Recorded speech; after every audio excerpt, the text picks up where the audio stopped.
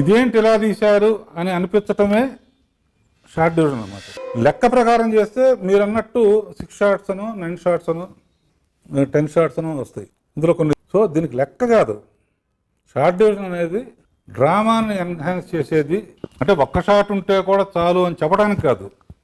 ఒక షాట్ ఉంటే ఇటువంటిది మ్యాటర్ తక్కువ ఉండి ఎండ్లోనే బ్యాంగ్ ఉన్నప్పుడు ఇటువంటి క్రియేటివ్గా ఆలోచించి పెడితే ఎక్స్ట్రా బిగినింగ్ నుంచే ఇంట్రెస్ట్ వచ్చి ఎండ్లో అమ్మ దీనికోసం అనే బ్యాంగ్ ఉంటుంది. ఒక్కటే గుర్తుంచుకోండి, సినిమా అనేది ఈ రోజుల్లో ఎంత చిన్నది తీస్తే అంత మంచిది. ఇంత లేక కూడా ఓపిక లేదు ఎవరికి. నడిచాడు నడిచాడు నడిచాడు నడిచాడు అనే రోజులు పోయినాయి. కట్ చేస్తే అక్కడ ఉన్నాడు అంటున్నారు.